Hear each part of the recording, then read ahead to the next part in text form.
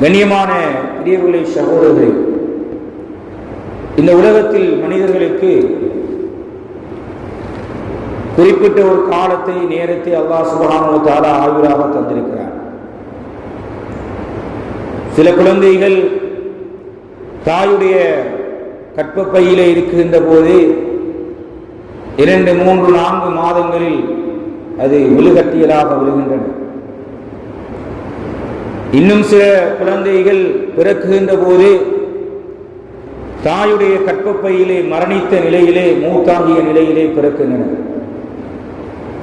இன்னும் சிறு பிராயத்திலே, வாலிபத்திலே, வயோதிபத்திலே என்று பல்வேறுபட்ட கட்டங்களை அல்லாஹ் சுப்ஹானஹு வ தஆலா எங்களுக்கு தந்திருக்கிறார். உலக வாழ்க்கை ஆயுளாக தந்திருக்கிறார். இந்த உலக வாழ்க்கை அல்லாஹ் சுப்ஹானஹு வ தஆலா ஆயுளாக ஒரு நிர்ணயம் செய்து இந்த உலக வாழ்க்கைக்கு ஒரு யதார்த்தத்தை, ஒரு உண்மையை வைத்திருக்கிறார். ஏன் இந்த வாழ்க்கை எங்களுக்கு தர வேண்டும்?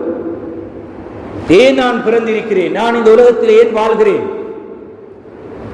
எனக்கு இன்னென்ன வகையான, இன்னென்ன அமைப்பிலான வாழ்க்கை ஏன் அல்லாஹ் எனக்கு தந்திருக்கிறான்?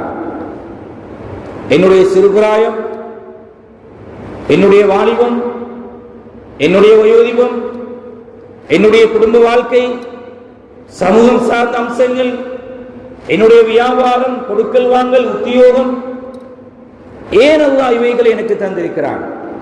ஏன் இந்த ஆயுளை எனக்கு தர வேண்டும்?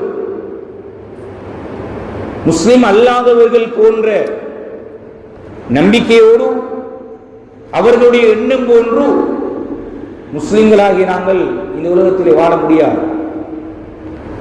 இந்த யதார்த்தத்தை, இந்த உண்மையை ஒவ்வொரு நிமிடமும், ஒவ்வொரு வினாடியும், ஒவ்வொரு நாளும் நாங்கள் சிந்தித்துக் கொண்டிருக்கிறோம். ஏன் அல்லாஹ் எனக்கு என்னை இந்த உலகத்திலே படைத்திருக்கிறார்? ஏன் நான் பிறந்திருக்கிறேன்? கண்ணியமான பிரியவுகளை சகோதரர்களே, இந்த உலக வாழ்க்கை என்பது தற்காலிகமானது, நிரந்தரமற்றது. எப்போது இந்த உலகம் சொல்லுமோ இவருடைய உயிர் பிரிந்து விட்டது, இவர் மரணித்து விட்டார், இவருடைய ரூ கைப்பற்றப்பட்டு விட்டது, இவர் ஜனாசாவாக மாறிவிட்டார் என்று எப்போது இந்த உலகம் சொல்லுமோ அப்போதுதான் நிரந்தரமான வாழ்க்கை எங்களுக்கு ஆரம்பிக்க இருக்கிறது.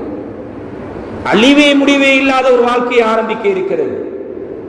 பர்சகுடைய வாழ்க்கையை அது ஆரம்பிக்க இருக்கிறது. மறுமையுடைய வாழ்க்கை அது ஆரம்பிக்க இருக்கிறது. எப்போது இந்த அல்லாஹ் உலகத்திலே தந்த ஆயுள் முடிவடைகிறதோ, இந்த காலம் முடிவடைகிறதோ, அப்போதுதான் உண்மையான, நிதர்சனமான, நிரந்தரமான வாழ்க்கை ஆரம்பிக்க இருக்கிறது. கண்ணியமான பெரியவர்களே, சகோதரர்களே, அப்படி என்றால் ஏன் இந்த உலக வாழ்க்கையை தந்திருக்கிறார்? ஏன் இந்த உலக வாழ்க்கையை தந்திருக்கிறார்? இது குர்ஆன் சொல்கிறது. குர்ஆன் சொல்கிறது, உங்களை இந்த உலகத்தில் நாங்கள் படைத்திருப்பது இந்த எந்த வாழ்க்கையை நாங்கள் அழிவே முடிவே இல்லாத வாழ்க்கை என்று சொல்கிறோமோ, எந்த கண்ணும் கண்டிராத, எந்த செவிகளும் செவிமடுத்திராத, எந்த சிந்தனைக்கும் எந்த எண்ணங்களுக்கும் வந்திராத ஒரு அற்புதமான ஒரு வாழ்க்கை இருக்கிறது என்று சொல்கிறானோ, அந்த வாழ்க்கைக்கு தயார் செய்கின்ற ஒரு வாழ்க்கையாகத்தான் அல்லாஹ் இந்த உலக வாழ்க்கையை தந்திருக்கிறார். இதுதான் உண்மைக்கு உண்மையான நிதர்சனமான உண்மை சகோதரர்களே. இந்த புரிதல், இந்த புதுப்பித்தல், இந்த எண்ணத்தை புதுப்பித்துக் கொண்டே இருக்க வேண்டும். ஏன் நான் படைக்கப்பட்டிருக்கிறேன்? ஏன் இந்த உலக வாழ்க்கை எனக்கு தரப்பட்டிருக்கிறது? ஏன் எனக்கு திருமணம்? ஏன் எனக்கு வியாபாரம்? ஏன் எனக்கு கொடுக்கல் வாங்கல்? நான் என்ன செய்து கொண்டிருக்கிறேன்? ஏன் எனக்கு அல்லாஹ் தர வேண்டும்? இதுதான் அடுத்த ஆகிரத்துடைய மறுமையான, மறுமைக்குரிய நிரந்தரமான வாழ்க்கைக்கு மனிதா இந்த உலக வாழ்க்கையை நீ தயார் செய்து கொண்டு, அது வெற்றி அடைவதா தோல்வி அடைவதா நீதான் முடிவு செய்ய வேண்டும். அதற்கான தெரிவு செய்கின்ற எந்த பாதையை, எந்த வழியை தெரிவு செய்ய வேண்டும் என்கின்ற ஒரு அமைப்பையும் அல்லாஹ் சுப்ஹானஹு வ தஆலா உலகத்திலே தந்திருக்கிறார். கண்ணியமான பெரியவர்களே, சகோதரர்களே, எங்களுடைய கையில் தான் இருக்கிறது. வற்புறுத்தல் கிடையாது. ஒருவர் நினைத்தால் நல்லது செய்ய வேண்டும், நன்மை செய்ய வேண்டும் என்று நினைத்தால் அவர் செய்யலாம், எந்த தடையும் கிடையாது. பாவம் செய்ய வேண்டும் என்று நினைத்தாலும் அவர் பாவம் செய்யலாம். எத்தனையோ பேர் பாவம் செய்வதற்காக ஊரை விட்டு போகிறார்கள், நாட்டை விட்டு போகிறார்கள், பாவம் செய்வதற்காக. சுப்ஹானல்லாஹ். கண்ணியமான பிரியவுகளை சகோதரர்களே, எனவே இந்த உலக வாழ்க்கை ஏன் எனக்கு அல்லாஹ் தந்திருக்கிறான் என்கின்ற இந்த புரிதல் எங்களுக்கு இருந்து கொண்டே இருக்கிறோம். இதற்காக வேண்டித்தான் அல்லாஹ் சுப்ஹானஹு வ தஆலா இந்த உலக வாழ்க்கையை, இந்த வாழ்நாளை, இந்த காலங்களை, நேரங்களை இலவுபடுத்தும் மூலமாக அல்லாஹ் பிரித்து வைத்திருக்கிறார். ஒவ்வொரு காலத்துக்கும் ஏற்ற வகையிலே, ஒவ்வொரு நபிமார்களுடைய சமூகத்துக்கு ஏற்ற வகையிலே இந்த காலங்களை அல்லாஹ் பிரித்து வைத்திருக்கிறார். குர்ஆனில் அல்லாஹ் சொல்லும்போது, இன்ன இத்தத்து ஷுஹூரி இந்தல்லாஹி 12 ஷஹரா, நாங்கள் இந்த மாதங்களை 12ஆக நாங்கள் பிரித்து வைத்திருக்கிறோம். இலவுபடுத்துவதற்காக, ஒழுங்குபடுத்திக் கொள்வதற்காக, முறைப்படுத்திக் கொள்வதற்காக. அதிலே அல்லாஹ் சொல்கின்றான், மின்ஹா அர்பஅத்துல் ஹுரும், அதிலே 4 மாதங்களை கண்ணியமான, சங்கையான, மகத்துவம் பொருந்திய மாதங்களாக நாங்கள் ஆக்கியிருக்கிறோம் என்று 12ஐயும் அதிலும் விசேஷமாக 4 மாதங்களை அல்லாஹ் சுப்ஹானஹு வ தஆலா பிரித்து சொல்கிறார். கண்ணியமான பிரிவுகளை சகோதரிகளே, இந்த மாத கணிப்பீட்டை பொறுத்த வரைக்கும் இஸ்லாமிய வரலாற்றிலே இந்த எங்கே இருந்து இந்த மாத கணிப்பீட்டை ஆரம்பிப்பது? ரசூல் ஸல்லல்லாஹு அலைஹி வஸல்லம் காலத்திலும் இது தொடர்பான ஆலோசனை நடத்தப்படவில்லை. அபூபக்கர் சித்திக் ரலியல்லாஹு அன்ஹு அவர்களுடைய காலத்திலும் இது தொடர்பான ஆலோசனை நடத்தப்படவில்லை. உமர் இப்னு கத்தாப் ரலியல்லாஹு அன்ஹு அவருடைய காலத்தில் தான் இந்த இஸ்லாமியர்களுக்கென்று, முஸ்லிம்களுக்கென்று ஒரு நாட்காட்டி உருவாக்கப்பட வேண்டும். இதனை மையமாக வைத்து நாங்கள் எங்களுடைய வருடத்தை கணிப்பீடு செய்து கொள்வது என்கின்ற ஆலோசனை செய்கிறார்கள் சஹாபாக்களுக்கு மத்தியிலே. அங்கே ஒவ்வொருவர்களும் ஒவ்வொரு ஆலோசனைகளை முன்வைக்க, நபியுடைய பிறப்பை முன்வைத்து எங்களுடைய வருடத்தை கணிப்போமா, நபியுடைய மௌத்தை, இறப்பை கவனித்து இந்த வருட கணிப்பீடை கவனிப்போமா, அல்லது நபியுடைய நபித்துவத்தை கவனித்து இந்த வருடத்தை நாங்கள் கணிப்பீடு செய்வோமா? இப்படி ஒவ்வொருவர்களும் ஒவ்வொரு ஆலோசனை செய்யும் போது, சொல்லும் போது உமர் இப்னு கத்தாப் ரலியல்லாஹு அன்ஹு அவர்கள் சொல்கிறார்கள், இல்லை, இஸ்லாத்தினுடைய வெற்றிக்கு, இஸ்லாத்தினுடைய பரவலுக்கு, இஸ்லாம் வியாபிப்பதற்கு மிகப்பெரிய ஒரு காரண கர்த்தாவாக இருந்தது நபியுடைய ஹிஜ்ரத் என்கின்ற நிகழ்வு. எனவே இதனை மையமாக வைத்து நாங்கள் எங்களுடைய வருடத்தை கணிப்பீடு செய்வோம் என்கின்ற ஆலோசனையை முன்வைக்கிறார்கள். சஹாபாக்கள் ஏற்றுக்கொள்கிறார்கள். எனவேதான் இன்று நாங்கள் இந்த ஹிஜ்ரத்தை மையமாக கொண்டு ஆரம்பிக்கப்பட்ட அந்த வருட கணிப்பீட்டிலே 1447வது வருடத்தை நாங்கள் அடைந்திருக்கிறோம். முஹர்ரம் மாதத்தினுடைய முதலாவது தினத்திலே நாங்கள் எல்லோரும் கூட்டியிருக்கிறோம். கண்ணியமான பிரிவுகளை சகோதரர்களே, ஏன் இந்த ஹிஜ்ரத்தை அடிப்படையாக கொண்டு இந்த வருட கணிப்பீடு செய்யப்பட வேண்டும்? ஏன் இவ்வளவு முக்கியத்துவம் பெறுகிறது? இந்த மலர்ந்திருக்கின்ற இந்த புதிய ஆண்டில் நாங்கள் என்ன செய்ய வேண்டும் என்பது தொடர்பான சில கருத்துக்களை இன்றைய குத்துபாவினூடாக உங்களோடு பகிர்ந்து கொள்வது பொருத்தமாக இருக்கும் என்று கருதுகின்றேன். கண்ணியமான பிரிவுகளை சகோதரர்களை, வாழ்க்கையினுடைய யதார்த்தம், இந்த உலக வாழ்க்கை இது தற்காலிகமானது. மறுமைக்கு நாங்கள் தயார் செய்ய வேண்டியிருக்கிறது. தயார் செய்து விட்டோமா? இதே நேரத்தில், இதே நிலையில் என்னுடைய ரூ கைப்பற்றப்படும் போது, அந்த மலக்குல் மௌத் என்னை நாடி வரும்போது, எனக்கு பஷாரத்தோடு, நன்மாராயத்தோடு என்னுடைய ரூகளை கைப்பற்றுவார்களா? இல்லை. அதுக்கு மாற்றமாக அல்லாஹ் பாதுகாக்க வேண்டும். அதுக்கு மாற்றமான நிலையில் என்னுடைய ரூகள் கைப்பற்றப்படுமா? சிந்திக்க வேண்டும் சகோதரர்களே. நல்லோடு சிந்திப்பதற்கான எங்களுடைய எண்ணங்களை புதுப்பிப்பதற்கான நல்ல ஒரு தினத்திலே இருக்கிறோம். வெள்ளிக்கிழமை தினம் செய்யுதுல் ஐயாம் ஸல்லல்லாஹு அலைஹி வஸல்லம் அவர்கள் நாட்களுக்கெல்லாம் தலையாய ஒரு தினமாக அடையாளப்படுத்திய வெள்ளிக்கிழமை தினத்தில் முஹர்ரம் மாதத்தில் முதலாவது தினத்திலே நாங்கள் எல்லோரும் அதுவும் பள்ளிவாயிலே விட்டிருக்கிறோம். கண்ணியமான பிரியர்களே, சகோதரர்களே, ரசூல் ஸல்லல்லாஹு அலைஹி வஸல்லம் உடைய ஹிஜ்ரத் அதனை மையப்படுத்தி ஏன் இவ்வளவு தூரம் ஒரு உலகம் முடிவு அழியும் வரைக்குமான ஒரு நாட்காட்டு உருவாக்கப்பட வேண்டும், அந்த சிந்தனை அது ஏன் வர வேண்டும், அது எதனை எங்களுக்கு சொல்லிக் கொண்டிருக்கிறது? கண்ணியமான பிரிவுகளை சகோதரர்களே, ரசூல் ஸல்லல்லாஹு அலைஹி வஸல்லம் அவர்கள் இந்த தான் பிறந்த, தான் வளர்ந்து, தான் திருமணம் முடித்து, பிள்ளைகளை எல்லாம் பெற்றெடுத்து, ஒரு வியாபாரம் செய்து, தன்னுடைய குடும்பத்தோடு, பிள்ளைகளோடு, வியாபாரத்தோடு, வீடு வசதியோடு இருந்த ஒரு மண்ணை விட்டுவிட்டு, ஒரு இடத்தை விட்டுவிட்டு, சொந்த இடத்தை விட்டுவிட்டு நபி அவர்கள் மிகப்பெரிய ஒரு தூர நோக்கோடு இந்த ஹிஜ்ரத்துடைய பயணத்தை செய்கிறார். முழுக்க முழுக்க அல்லாஹ்வுக்காக வேண்டி என்கின்ற அந்த எண்ணத்தோடு தான் இந்த பயணம் ரசூல் ஸல்லல்லாஹு அலைஹி வஸல்லம் அவர்கள் செய்கிறார்கள். எனவேதான் அதனை மையமாக கொண்டு இந்த இஸ்லாமிய வருடம் கணிப்பீடு செய்யப்படுகிறது.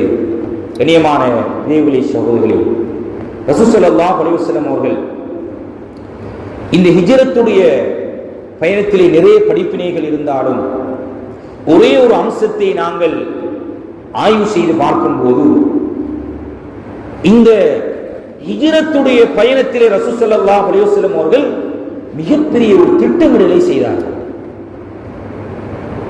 வெறுமனே காலையிலே எழுந்தவுடன் மக்காவிலே இருந்து மதீனாவுக்கு போவோம் என்கின்ற தீர்மானத்தை எடுத்து நபி அவர்கள் செல்லவில்லை. நபி அவர்கள் 4 மாதங்களுக்கு முன்னரே மக்காவிலே இருந்து மதீனாவுக்கு செல்வதற்கு 4 மாதங்களுக்கு முன்னரே நபி அவர்கள் 2 ஒட்டகைகளை தயார் செய்து அதனை வளர்ப்பதற்கு கொடுத்து விட்டார்கள். பிரயாண ஒழுங்கை நபி அவர்கள் திட்டமிடல் செய்கிறார்கள். எப்படி போவது, யாரோடு போவது? கண்ணியமான பெரியவர்களே, சகோதரர்களே, அப்துல்லா இப்னு சுரைகீத் என்று சொல்லக்கூடிய முஸ்லிம் அல்லாத ஒருவரைத்தான் ரசூல் ஸல்லல்லாஹு அலைஹி வஸல்லம் பிரயாண வழிகாட்டியாக தெரிவு செய்தார். முஸ்லிம் அல்லாத ஒருவரை எல்லோரும் நபி அவர்களுடைய தலையை கொண்டு வருவதற்கு 100 ஒட்டகைகள் பரிசாக வழங்கப்படும் என்று அறிவித்தல் வழங்கப்பட்ட நிலையில் நபி அவர்கள் தெரிவு செய்த வழிகாட்டி ஒரு முஸ்லிம் அல்லாதவர் அப்துல்லா இப்னு சுரைகீத் என்று சொல்லக்கூடிய ஒருவரை நியமித்தார். 4 மாதங்களுக்கு முன்னர் அந்த ஒட்டகத்தை வளர்ப்பதற்கு கொடுத்தார்கள். நபி அவர்கள் மக்காவிலே இருந்து மதீனாவுக்கு செல்வதற்கு தன்னுடைய தோழமைக்காக நபி அவர்கள் அபூபக்கர் சித்தீக் ரலியல்லாஹு அன்ஹு அவர்களை தெரிவு செய்தார்கள். தன்னுடைய சிறு பிராயத்திலே இருந்து உற்ற தோழராக இருந்தவர், நம்பிக்கைக்குரியவர், பொருளாதாரங்களை எல்லாம் இஸ்லாத்திற்காக அர்ப்பணித்தவர் அபூபக்கர் சித்தீக் ரலியல்லாஹு அன்ஹு அவரை தெரிவு செய்தார்கள். வலிமையாக மக்காவிலே இருந்து மதீனாவுக்கு செல்கின்ற வடக்கு திசைக்கு மாற்றமாக நபி அவர்கள் தெற்கு திசையை தெரிவு செய்தார்கள். இடையிலே 3 நாட்கள் தௌர் என்கின்ற குகையிலே தங்கியிருந்து பிரயாணம் செய்ய வேண்டும் என்கின்ற மிகப்பெரிய ஒரு திட்டமிடலை செய்தார்கள். அந்த 3 நாட்களும் அஸ்மா பின்த் அபீ பக்கர் ரலியல்லாஹு அன்ஹு, அபூபக்கர் ரலியல்லாஹு அன்ஹுடைய மகள் அஸ்மா ரலியல்லாஹு அன்ஹா அவர்களை உணவு கொண்டு வருவதற்கான ஏற்பாடு செய்தார். அந்த உணவை கொண்டு வருகின்ற போது அவர்களுடைய கால் தடங்கள் எதிராளிகளுக்கு விளங்கிவிடும் என்பதற்காக அதனை இல்லாமல் செய்வதற்கு ஒரு ஆட்டு மந்தையை நபி அவர்கள் தயார் செய்தார்கள். ஒரு ஹிஜ்ரத்துடைய நிகழ்வு என்பது ரசூல் ஸல்லல்லாஹு அலைஹி வஸல்லம் அவர்கள் மிகப்பெரிய ஒரு திட்டமிடலோடு எப்படி போக வேண்டும், என்ன நேரத்தில் போக வேண்டும், யாரோடு போக வேண்டும், என்ன வழியால் போக வேண்டும், கண்ணியமான பெரியவர்களே, சகோதரர்களே, எனவே இதனை அடிப்படையாக கொண்டு எங்களுடைய வாழ்க்கை திட்டமிடல் செய்யப்பட வேண்டும். மறுமைக்கான திட்டமிடலாக அதை அமைத்துக் கொள்ள வேண்டும். ஒவ்வொரு நேரமும் நிமிடமும் காலமும் காலையும் மாலையும் எங்களுடைய சிறுபிராயம், வாலிபம், வயோதிபம் அனைத்தும் திட்டமிடல் செய்யப்பட வேண்டும். அதைத்தான் இந்த ஹிஜ்ரத் நிகழ்வு மிகப்பெரிய பாடமாக, படிப்பினையாக எங்களுக்கு சொல்லித் தருகிறது. கண்ணியமான பிரிவுகளே, சகோதரர்களே, ஆன்மீக ரீதியான திட்டமிடல் எங்களிடத்தில் இருக்க வேண்டும். என்னுடைய ஆன்மீகத்துடைய நிலை, ஆன்மீக வறுமையோடு நான் வாழ்ந்து கொண்டிருக்கிறேனா? ஏற்கனவே நான் சொன்னது போன்று, இதே நேரத்தில் இதே நிலையில் எனக்கு மரணம் வந்து விட்டால், மௌத்து வந்து விட்டால் என்னவாகும் சகோதரர்களே? என்னவாகும்? என்ன திட்டமிடல் இடத்தில் இருக்கிறது? 5 நேர தொழுகைகளை கலா இல்லாமல் தொழுவதற்கான என்ன திட்டமிடல் இடத்தில் இருக்கிறது? சிந்திக்க வேண்டும். ஆன்மீக ரீதியான திட்டமிடல் செய்யப்பட வேண்டும். என்னுடைய நாளாந்த இபாதத்துகள், நாளாந்த அமல்கள், நாளாந்த வணக்க வழிபாடுகளில் என்னிடத்தில் என்ன திட்டமிடல் இருக்கிறது? குறிப்பாக 5 நேர தொழுகை பரதான கடமை நிறைவேற்றுவதில் என்ன திட்டமிடல் இருக்கிறது? இன்று எத்தனை பேர் சுபகுடைய தொழுகை நிறைவேற்றினோம் சகோதரர்கள்? ஜமாத்தோடு நிறைவேற்றியவர்கள், பள்ளிவாயிலுக்கு வந்து நிறைவேற்றியவர்கள், வீட்டிலே குறைந்தது வீட்டிலே சரி தொழுதவர்கள் எத்தனை பேர் இருக்கிறோம் இந்த முஹர்ரம் 1வது தினத்திலே? எனவே இதுதான் இந்த ஹிஜ்ரத் தருகின்ற மிகப்பெரிய ஒரு படிப்பினை, மிகப்பெரிய ஒரு பாடம். திட்டமிடல், ஆன்மீக ரீதியான திட்டமிடல் எங்களிடத்தில் இருக்க வேண்டும். ரமலானுக்கு பிரட்டிய குர்ஆன்கள், ரமலானுக்கு ஓதிய குர்ஆன்கள் ரமலானோடு மூடப்பட்டு விட்டன. பொட்டிகளிலே, அலுமாரிகளிலே வைத்து மூடிவிட்டோம். கண்ணியமான பெரியவர்களே, சகோதரர்களே, எத்தனை பேர் நாளாந்தம் குர்ஆன் ஓதக்கூடிய திட்டமிடல் எங்களிடத்தில் இருக்கிறது? அன்றாட வணக்க வழிபாடுகள், ஒரு ஷெட்யூல், ஒரு நேர வரையறை, ஒரு நேர முகாமைத்துவம். என்னுடைய காலை எப்படி இருக்க வேண்டும்? என்னுடைய மாலை எப்படி இருக்க வேண்டும்? என்னுடைய இரவு எப்படி இருக்க வேண்டும்? எங்கே சகோதரர்களே? எங்களிடத்திலும் இல்லை, பிள்ளைகளிடத்திலும் இல்லை, மனைவியிடத்திலும் இல்லை. இதே நிலையில் செல்வமாக இருந்தால் இப்படி எனக்கு மரணம் வரும்போது எப்படி நான் முகம் கொடுக்க போகிறேன்? எப்படி அந்த மலக்குல் மௌத்தை எதிர்நோக்க போகிறேன்? சிந்திக்க வேண்டும் சகோதரர்களே. ஆன்மீக ரீதியான திட்டமிடல் எங்களிடத்திலே மிக கூடுதலாக இருக்க வேண்டும். ரசூல் ஸல்லல்லாஹு அலைஹி வஸல்லம் அவர்கள் எங்களுடைய அமல்கள் நிறுக்கப்படும் போது ஒரு அற்புதமான விளக்கங்களை சொன்னார்கள். எப்படியெல்லாம் நாங்கள் பாதுகாக்கப்பட முடியுமோ, எப்படியெல்லாம் எங்களுடைய நன்மைகள் எல்லாம் பாதுகாக்கப்பட முடியுமோ, எப்படியெல்லாம் பாவங்களை எல்லாம் அழிக்க முடியுமோ, அதற்கான சகல வழிகாட்டல்களையும் ரசூல் ஸல்லல்லாஹு அலைஹி வஸல்லம் கற்றுத்தந்தார், சொல்லித் தந்தார். சொன்னார்கள், உங்களுடைய அமல்கள் நிறுக்கப்படும், மீசானிலே எங்களுடைய அமல்கள் நிறுக்கப்படும். அந்த நேரத்திலே எங்களுடைய பரவான கடுமையான தொழுகைகளிலே, இன்னொரு எங்களுடைய கடமைகளிலே நாங்கள் சில தவறுகள் செய்திருப்போம், சில கவனீனமாக இருந்திருப்போம். இவைகளெல்லாம் எங்களுடைய சுன்னத்தான கடமைகள் நிவர்த்தி செய்கின்றார்கள் ரசூலுல்லாஹி ஸல்லல்லாஹு அலைஹி வஸல்லம்.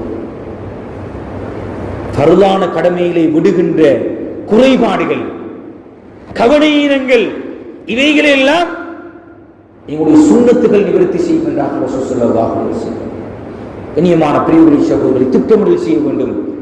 இந்த ஃபர்லான தொழுகைகளோடு சேர்த்து எப்படி சுன்னத்தான தொழுகைகளை ஏன் என்னால் தொழ முடியாமல் இருக்கிறது?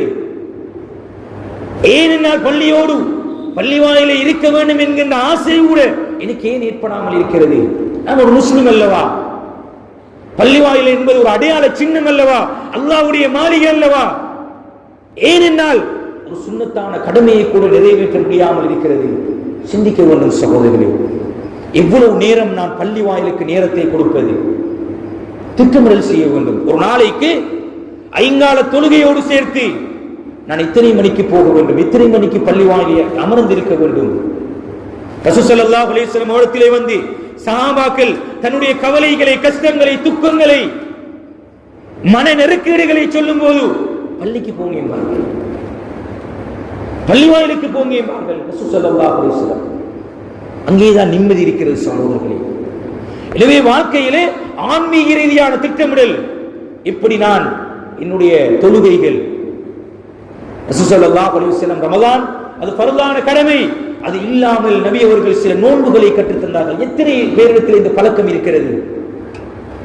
ஒவ்வொரு மாதமும் திங்கள் வியாழக்கிழமைகளில் ஐயாமுல் பீத் என்கின்ற 13, 14, 15வது தினங்களிலே, முஹர்ரம் மாதத்துடைய போது எதிர்வருகின்ற சனி ஞாயிறு தினங்களிலே வர இருக்கிறது தாசுவா ஆஷூரா என்கின்ற 2 நோன்புகள். அரபாவுடைய தினத்திலே அரபாவுடைய நோன்பு. கண்ணியமான பிரிவுகளை இப்படி ரசூல் ஸல்லல்லாஹு அலைஹி வஸல்லம் சுன்னத்தான நோன்புகளை கற்றுத் தந்தார்கள். என்ன திட்டங்கள் இருக்கிறது இவைகளை செய்து கொள்வதற்கு? கண்ணியமான பிரிவுகளை சகோதரர்களே, சிலர்கள் என்ன நினைக்கிறார்கள் என்றால், கொஞ்சம் காலம் வாழ்றதையெல்லாம் வாழ்வோம், செய்யறதையெல்லாம் செய்வோம், முதுமை வந்ததன் பின்னர் நாங்கள் கொஞ்சம் திருந்துவோம், மாறுவோம், இந்த நோன்பை எல்லாம் பிடிப்போம். இல்லை சகோதரர்களே, வலிமையோடு இருக்கும் போது, சக்தி மிக்க காலத்திலே நாங்கள் என்ன செய்கிறோம் என்பதை அல்லாஹ் எதிர்பார்க்கிறார். அதற்கான தனியான ஒரு கேள்வி இருக்கிறது மறுமையில். எனவே ஆன்மீக ரீதியான திட்டமிடல். என்னுடைய காலை, எத்தனை பேர் காலை அவுராதுகள் ஓதக்கூடியவர்கள் இருக்கிறோம்? ஏன் என்னால் முடியாது? ஏன் என்னால் முடியாது?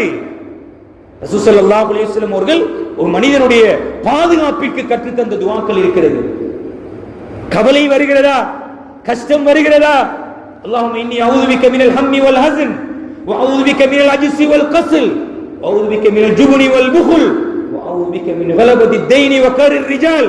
சொன்னார்கள் ஸல்லல்லாஹு அலைஹி வஸல்லம், கடனோடு ஒரு சஹாபி வந்தார், யா ரசூலல்லாஹ் கடன் சுமை யா ரசூலல்லாஹ் ஓதுங்க என்றார். திரும்ப வந்த யா ரசூலல்லாஹ் கடன் சுமை நீங்கி விட்டது. எவ்வளவு அற்புதமான அழகான மார்க்கத்தை பின்பற்றக்கூடிய நாங்கள் திட்டமிடல் இல்லை சகோதரர்களே. எதை எந்த நேரத்தில் செய்ய வேண்டும் என்கின்ற அறிவு எங்களிடத்தில் இல்லை சகோதரர்களே. பலவீனமாக இருக்கிறோம், கவனீனமாக இருக்கிறோம். ஆனால் நாங்கள் பின்பற்றுகின்ற மார்க்கம் ஒரு அற்புதமானது, ஒரு அழகானது, ஆழமானது, காத்திரமானது, சரியானது, மிக உண்மையானது, சகல எங்களுடைய பிரச்சனைக்கும் தீர்வை வைத்திருக்கக்கூடியது. ஆன்மீக வறுமை எங்களிடத்தில் நிறைந்து காணப்படுகிறது. திட்டமிடல் செய்ய வேண்டும். எங்களுடைய காலை எப்படி கழிய வேண்டும்?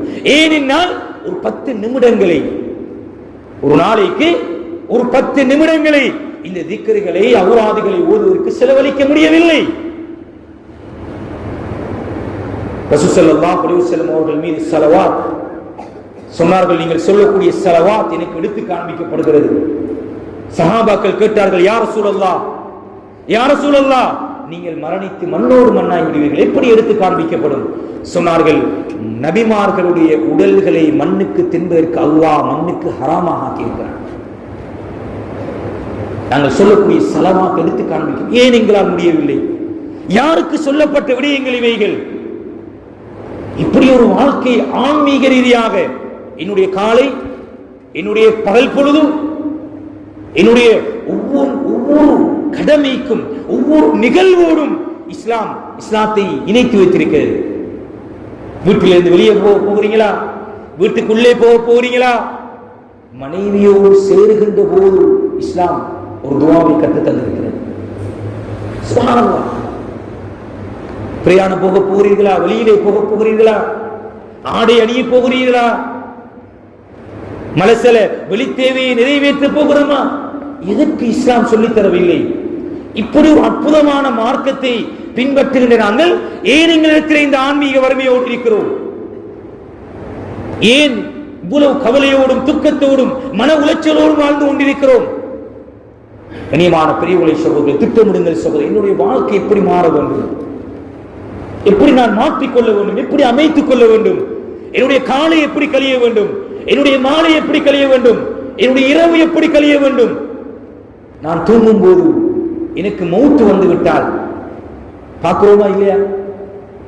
பார்க்கிறோமா இல்லையா? தூங்கியவர் காலையிலே ஜனாசா என்று சொல்கிறோம்.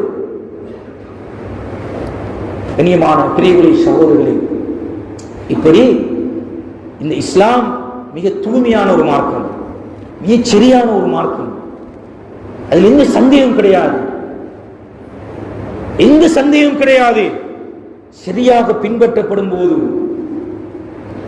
முழுக்க முழுக்க 100% அது பின்பற்றப்படும் போது ஒரு சந்தோஷமான, ஒரு மங்களகரமான, ஒரு மகிழ்ச்சியான வாழ்க்கையை நீங்கள் வாழ்க்கையில் உணர்வீர்கள் சகோதரர்கள்.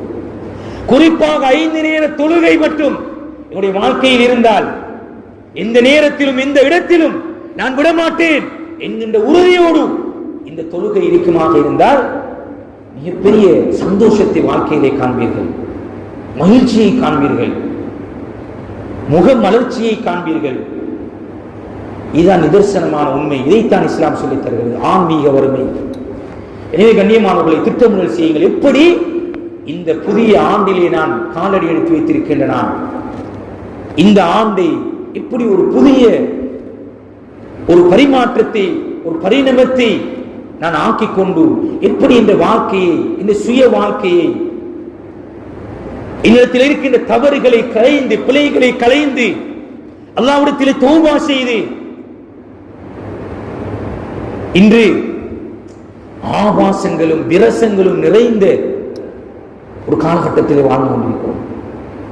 சிந்தனைகள் ஒரு வகையான பிழையான தவறான கற்பனைகளோடு, சிந்தனைகளோடு, எண்ணங்களோடு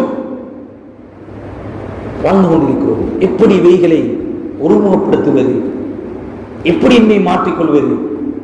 அல்லாஹ் அந்த ஒரு அற்புதமான ஒரு உடல் உறுப்புகளை நான் பெற்றிருக்கிறேனே, சென்று பாருங்கள் வைத்தியசாலைக்கு. அல்லாஹ் ஒவ்வொரு உறுப்பினுடைய பெருமதி சுப்ஹானல்லாஹ். இந்த பார்வை, இந்த கேட்டு, செவிப்புலன், கண்ணியமான பிரிவுகளை சகோதரர்களே, இவைகளை நான் எப்படி பயன்படுத்துகிறேன்?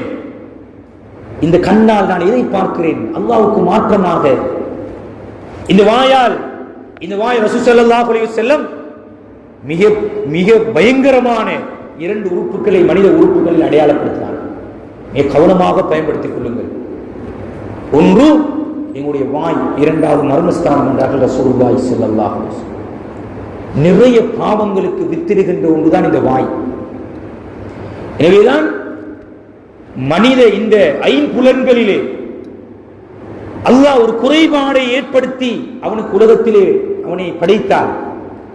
குருடோடு ஊமையோடு படைத்து அதனை கபூல் செய்தால், அல்லாஹ் எனக்கு தந்தது என்று ஏற்றுக்கொண்டால் அவருக்கு அல்லாஹ் கொடுக்கின்ற பரிசு சுவர்க்கம் என்றார்கள் ரசூலுல்லாஹி ஸல்லல்லாஹு அலைஹி வஸல்லம். கண்ணியமான பிரிவுகளை சகோதரர்களே, இது பாதுகாக்கப்பட வேண்டும். திட்டமிடி நான் எதை பார்க்கிறேன், இது அல்லாஹ்வுக்கு பொருத்தமானதா? திட்டமிடல் செய்யுங்கள் சகோதரர்கள். நம்முடைய எமது வாழ்க்கையை பற்றி நாங்கள் திட்டமிடல் செய்ய வேண்டும். என்னுடைய பார்வை, எதை நான் கேட்கிறேன், என்னுடைய செயற்பாடுகள் எப்படி இருக்கிறது, என்னுடைய கையை எப்படி நான் பயன்படுத்துகிறேன். அல்யௌம நக்திமு அலா அஃப்வாஹிஹிம் வ துகல்லிமுனா ஐதீஹிம் வ தஷ்ஹது அர்ஜுலுஹும் பிமா கானூ யக்ஸிபூன். குர்ஆன் சொல்கிறது, உங்களுடைய வாய்களுக்கு நாங்கள் சீல் அடிப்போம், வாய்களுக்கு சீல் அடிப்போம். வ துகல்லிமுனா ஐதீஹிம், எந்த வாயை உலகத்திலே நாங்கள் கதைக்க வைத்தோமோ அதற்கு பதிலாக உங்களுடைய கைகளை மறுமையிலே கதைக்க வைப்போம். வ துகல்லிமுனா ஐதீஹிம் குர்ஆன் வ தஷ்ஹது அர்ஜுலுஹும், உங்களுடைய கால்கள் சாட்சி சொல்லும். எங்கெங்க போனீங்க, எதற்காக போனீர்கள்? பாவத்திற்கு போனீர்களா? பாவத்தை தேடி போனீர்களா? சாட்சி சொல்லும் சகோதரர்களை குர்ஆன் சொல்கிறது. எனவே எங்களுடைய ஒவ்வொன்றும், எங்களுடைய ஆன்மீகம், எங்களுடைய உடல் உறுப்புகள், எங்களுடைய செயற்பாடுகள் ஒவ்வொன்றும் அது ஒழுங்குபடுத்தப்பட வேண்டும், திட்டமிடல் செய்யப்பட வேண்டும். அதற்கான ஒரு சந்தர்ப்பமாக இந்த முஹர்ரம் மாதத்துடைய ஆரம்ப தினத்தை நாங்கள் ஆக்கிக் கொள்வோம். அதே நேரம் எங்களுடைய குடும்ப வாழ்க்கை திட்டமிடல் செய்யப்பட வேண்டும். எத்தனையோ பேர் ஊரிலே இருந்து கொண்டு பிள்ளைகளோடு, மனைவி மக்களோடு தன்னுடைய நேரங்களை, காலங்களை கழிக்க முடியாத, செலவழிக்க முடியாத நிர்பந்தத்திலே நாங்கள் வாழ்ந்து கொண்டிருக்கிறோம். திட்டமிடல் இல்லை. பிள்ளைகளை பற்றி அது மனைவி பார்த்துக் கொள்ளட்டும், நேரங்கள் கொடுப்பதில்லை. இதனால் பல்வேறுபட்ட சமூக சீர்கேடுகள் சமூகத்திலே உருவாகி கொண்டிருக்கிறது. கண்ணியமான பிரிவுகளை சகோதரிகளை திட்டமிடுங்கள். என்னுடைய குடும்பத்தை எப்படி நான் கவனித்துக் கொள்ள வேண்டும், என்னுடைய மனைவிக்கு எப்படி நேரத்தை கொடுக்க வேண்டும், என்னுடைய பிள்ளை வளர்ப்பில் நான் எவ்வளவு கவனம் செலுத்த வேண்டும், கரிசனை செலுத்த வேண்டும், இவ்வளவு நேரத்தை நான் பிள்ளைகளுக்கு கொடுக்க வேண்டும். இப்ராஹிம் அலைஹிஸ்ஸலாமுடைய வரலாறு மிகப்பெரிய பாடம். படிப்பிலே தன்னுடைய தந்தையோடு நடந்து கொண்ட உரையாடல் குர்ஆன் சொல்கிறது. அவருடைய மகன் இஸ்மாயில் அலைஹிஸ்ஸலாம் அவரோடு நடந்து கொண்ட உரையாடலை சொல்கிறது. இப்ராஹிம் அலைஹிஸ்ஸலாம் மனைவி ஹாஜரா அலைஹிஸ்ஸலாத்து வஸ்ஸலாம் அவர்களோடு நடந்து கொண்ட உரையாடலை சொல்கிறது. திட்டமிடல் செய்யுங்கள். குடும்ப வாழ்க்கை வெறுமனே திருமணம் முடித்து விட்டோம், அவர்களுக்காக உழைக்கிறோம், சம்பாதிக்கிறோம், தேவைகளை நிவர்த்தி செய்கிறோம், இல்லை. குடும்ப வாழ்க்கையை ஒரு திட்டமிடல் இருக்க வேண்டும். பிள்ளைகளை பற்றி கனவு காணுங்கள். எப்படி இந்த பிள்ளைகளை ஆன்மீகத்தோடு அவனை வளர்த்தெடுப்பது, எப்படி அவனை ஆளாக்குவது, பின்வாங்க வேண்டாம். என்ன செய்வது, ஒன்றும் செய்ய முடியவில்லை, இது நவீன யுகம், ஒன்றும் கேட்கிறான், இல்லை இல்லை. திட்டமிடல் செய்யுங்கள். சிறு பிராயத்திலே இருந்து, சிறு குழந்தையிலே இருந்து, கை குழந்தையிலே இருந்து, தாயுடைய கற்பப்பையிலே இருந்த திட்டமிடல் செய்யுங்கள். அந்த பிள்ளை எதை கேட்க வேண்டும், என்ன செய்ய வேண்டும், எப்படி உருவாக்கப்பட வேண்டும், எப்படி எனக்காக பிரார்த்தனை செய்யக்கூடிய பிள்ளையாக உருவாக்கப்பட வேண்டும். திட்டமிடல் செய்யுங்கள் சகோதரி. குடும்ப வாழ்க்கையை திட்டமிடல் செய்யுங்கள். வியாபாரத்தை, கொடுக்கல் வாங்கலை திட்டமிடல் செய்யுங்கள். ஹலால் ஹராம் பேணப்படுகிறதா, வியாபாரத்தில் பொய் இருக்கிறது, புரட்டு இருக்கிறதா, ஏமாற்றுகிறேனா, மோசடி செய்கிறேனா, கடனை வாங்கிவிட்டு கொடுக்க கூடாது என்கிற எண்ணத்தில் இருக்கிறேனா, காணிகளை பூமிகளை அபாரித்துக் கொண்டு சொந்தம் கொண்டாடி கொண்டிருக்கிறேனா? சிந்தியுங்கள் சகோதரர்களே. ஒன்றும் மிச்சமாக இருக்காது. அங்கே விசாரணை தனித்தனி விசாரணை, கூட்டான விசாரணை அல்ல, கூட்டான விசாரணை அல்ல. ஒவ்வொருவருக்கும் தனித்தனி நேரம் கொடுப்பான். நேரடியான விசாரணை. யாரும் இடையிலே வந்து ஸல்லல்லாஹு அலைஹி வஸல்லம் சொன்னார்கள், எந்த ஒரு மொழிபெயர்ப்பாளரும் இருக்க மாட்டார். உங்களுடைய வாழ்நாளில் வாழ்க்கையில் செய்த ஒவ்வொன்றை பற்றியும் தனித்தனியான விசாரணை. மா யல்ஃபிது மின் கௌலின் இல்லா லதைஹி ரகீபுன் அதீத். குர்ஆன் நாங்கள் செய்யக்கூடிய ஒவ்வொன்றும் பதிவு செய்யப்பட்டுக் கொண்டிருக்கிறது. ஒரு அனுப்பிரமாணமும் அது விடுபடாமல் எழுதப்பட்டுக் கொண்டிருக்கிறது. மா யல்ஃபிது மின் கௌலின் இல்லா லதைஹி ரகீபுன் அதீத். கண்ணியமானவர்களே, என்னுடைய வியாபாரம், என்னுடைய கொடுக்கல் வாங்கல் திட்டமிடல் செய்யுங்கள். எப்படி ஹலாலாக இஸ்லாமிய பொருளீட்டல் என்பது ஒரு அற்புதமான ஒரு மார்க்கம்.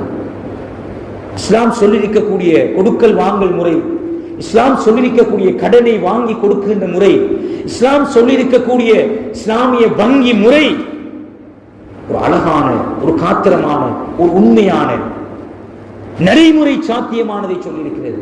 நாங்கள் பின்பற்றாமல் இருக்கிறோம், எடுத்து நடக்காமல் இருக்கிறோம், கவனிக்காமல் இருக்கிறோம், பொதுபோக்காக இருக்கிறோம். வியாபாரத்தை திட்டமிடல் செய்யுங்கள். கண்ணியமான பெரியவர்களே, சகோதரர்களே, இறுதியாக எங்களுடைய நேர முகாமைத்துவத்தை, இப்போது சொல்லப்பட்ட விடயங்களை மையப்படுத்தி நேர முகாமைத்துவத்தை அமைத்துக் கொள்ளுங்கள். எதற்கு இப்படி என்னுடைய நேரத்தை கொடுப்பது? இஸ்லாத்தை படிப்பதற்கு நாங்கள் குர்ஆன் மதரசாவிலே பாடமாக்கிய வஜ்ஜகத்தை ஓதிக்கொண்டிருக்கிறோம். குர்ஆன் மதரசாவிலே பாடமாக்கிய அத்தஹியாத்தை ஓதிக்கொண்டிருக்கிறோம். குர்ஆன் மதரசாவிலே பாடமாக்கிய சூரத்துல் ஃபாத்திஹாவை ஓதிக்கொண்டிருக்கிறோம். இவ்வளவு தவறுகளோடு, பிழைகளோடு, எனக்கு சிறு பிராயத்தில் எப்படி தொழ தெரியுமோ அப்படித்தான் நான் தொழுது கொண்டிருக்கிறோம். எந்த முன்னேற்றமும் இல்லை, எந்த அறிவு வளர்ச்சியும் இல்லை. குர்ஆனை பற்றிய அறிவு எங்களிடத்திலே ஓதுகிறோம். 6666 ஆயத்துகள் யாருக்கு சொல்லப்பட்டது? அதில் என்ன இருக்கிறது? யார் படித்திருக்கிறோம்? கண்ணியமான பிரிவுகளை சகோதரரை, திட்டமிடுங்கள். ஒரு நேர முகாமைத்துவத்தை உருவாக்குங்கள். இந்த தீனை, இந்த இஸ்லாத்தை, இந்த குர்ஆனை, இந்த ஹதீஸை படிப்பதற்கு ஒரு நேரத்தை, காலத்தை ஒதுக்குங்கள். எப்படி என்னை முன்னேற்றிக் கொள்வது, அடுத்த கட்டத்துக்கு எப்படி என்னை கொண்டு போவது, எப்படி என்னை மாற்றிக்கொள்வது, இப்படியேதான் இருந்து எனக்கு மூத்து வாரதா, இதே நிலையிலே தான் எனக்கு மரணம் வருவதா? சிந்தியுங்கள் சகோதரர்களே. அதனோடு சேர்த்து எங்களுடைய உடலை பற்றி நாங்கள் சிந்திக்கும். உடல் ஆரோக்கியம், அல்லாஹ் சுப்ஹானஹு வ தஆலா இந்த உடலை பற்றி அல்லாஹ் கேள்வி கேட்பான். உனக்கு தந்த இந்த கண், இந்த உடல், இந்த காய், இந்த கால், இதனை ஏன் நீ பராமரிக்கவில்லை? உரிய நேரத்துக்கு ஏன் உனக்கு கொடுக்க வேண்டிய தூக்கத்தை ஏன் நீ உரிய நேரத்துக்கு கொடுக்கவில்லை? கண்ணியமான பிரிவுகளை சகோதரர்களே, அதனுடைய விளைவு இளம் வயது மரணங்களை நாங்கள் நோக்கிக் கொண்டிருக்கிறோம். ஆரோக்கியமான சாப்பாடு, உணவு பழக்க வழக்கத்திலே நாங்கள் விடுகின்ற தவறுகள். திட்டமிடல் செய்யுங்கள். எப்படி என்னுடைய உணவு பழக்க வழக்கம் இருக்க வேண்டும், என்னுடைய இரவு எத்தனை மணிக்கு தூங்க வேண்டும், எத்தனை மணிக்கு எழும்ப வேண்டும், என்னுடைய தஹஜ்ஜுத். ஒரு மனிதன் வாழ்க்கை பிரகாசமாக இருக்க வேண்டுமா, மன நெருக்கடிகள் குறைய வேண்டுமா, சந்தோஷம் மகிழ்ச்சி பொங்கி வழிய வேண்டுமா, வீட்டிலே பரக்கத்தும் ரஹ்மத்தும் அபிவிருத்தியும் சொரிய வேண்டுமா, தஹஜ்ஜத்தை பேணிக் கொள்ளுங்கள், தஹஜ்ஜத் தொழுகையை பேணிக் கொள்ளுங்கள். மிகப்பெரிய மாற்றங்களை முன்னேற்றங்களை வாழ்க்கையில் எதிர்பார்ப்பீர்கள். எனவே மலர்ந்திருக்கின்ற இந்த புத்தாண்டிலே, புதிய ஆண்டிலே நாங்கள் இவ்வாறான நல்ல திட்டமிடல்களை செய்து இந்த வருடத்தை நாங்கள் ஆரம்பிப்போமாக இருந்தால் உண்மையில் ஒரு மகிழ்ச்சி மிக்க ஒரு மங்களகரமான ஒரு வருடமாக இந்த வருடம் மாறும். அதே நேரம் எங்களுடைய முஸ்லிம் உம்மா சர்வதேசத்திலே பல இடங்களிலே, பல நாடுகளிலே இயற்கை செயற்கை அனர்த்தங்களால் பாதிக்கப்பட்டுக் கொண்டிருக்கிறார்கள். இதுவரைக்கும் காசாவிலே 16,000க்கும் மேற்பட்ட மாணவ மாணவிகள் கொலை செய்யப்பட்டிருக்கிறார்கள், ஷஹீதாக்கப்பட்டிருக்கிறார்கள். 25,000க்கும் மேற்பட்ட பல்கலைக்கழக மாணவர்கள் இந்த தாக்குதலினால் பாதிக்கப்பட்டிருக்கிறார்கள். பல இலட்சக்கணக்கான உயிர்கள் பிரிந்திருக்கின்றன. பாடசாலைகள், பல்கலைக்கழகங்கள், வைத்தியசாலைகள், வீடுகள் என்று நிர்மூலமாக்கப்பட்ட நிலையிலே அந்த தேசம், அந்த பூமி இருக்கிறது. எனவே அவர்களுக்காக வேண்டியும் நாங்கள் கட்டாயம் எங்களுடைய துஆக்களில், எங்களுடைய பிரார்த்தனைகளில் நாங்கள் சேர்த்துக் கொள்ள வேண்டும். அவருடைய ஷஹாதத்துகளை அல்லாஹ் கபூல் செய்ய வேண்டும் என்று நாங்கள் ஒவ்வொரு தொழுகையிலும் எங்களுடைய தஹஜ்ஜத்துகளிலும் நாங்கள் பிரார்த்தித்துக் கொள்ள வேண்டும். எனவே அல்லாஹ் சுப்ஹானஹு வ தஆலா எங்கள் அனைவர்களையும் பொருந்திக் கொண்ட நல்லவர்கள் கூட்டத்தில் ஆக்குவானாக. யா அல்லாஹ் எங்களுடைய பாவங்களை மன்னிப்பாயாக. யா அல்லாஹ் நாங்கள் அறிந்தும் அறியாமலும் தெரிந்தும் தெரியாமல் செய்த அனைத்து பாவங்களை மன்னிப்பாயாக. யா அல்லாஹ் இந்த புதிய வருடத்திலே எங்களை நாங்கள் சுய விசாரணை செய்து உனக்கு பொருத்தமான முறையிலே வாழக்கூடிய நசீபையும் தௌஃபீக்கை எங்கள் அனைவருக்கும் தருவாயாக. யா அல்லாஹ் பலஸ்தீனுடைய அந்த காசா பூமியிலே ஷஹீதாக்கப்படுகின்ற அந்த ஷஹீதுகளுடைய அந்தஸ்தை நீ முழுமையாக அவர்களுக்கு கொடுப்பாயாக. அந்த பூமியை மீட்டிக் கொடுப்பாயாக. மஸ்ஜிதுல் அக்ஸாவை நீ மீட்டிக் கொடுப்பாயாக. அந்த பிள்ளைகளை நீ பாதுகாப்பாயாக. அந்த இடத்தை பாதுகாப்பாயாக. மீண்டும் முஸ்லிம்களுடைய கைவசம் அதனை நீ மீட்டிக் கொடுப்பாயாக. சந்தோஷமாக, நிம்மதியாக, மகிழ்ச்சியாக வாழக்கூடிய பாக்கியத்தையும் நசீபை நீ அவளுக்கு ஏற்படுத்துவாயாக. யா அல்லாஹ் எங்கள் அனைவர்களை பொருந்திக் கொண்ட நல்லவர்கள் கூட்டத்தில் ஆக்குவாயாக. வ ஆகிரு தஅவானா அல்ஹம்துலில்லாஹி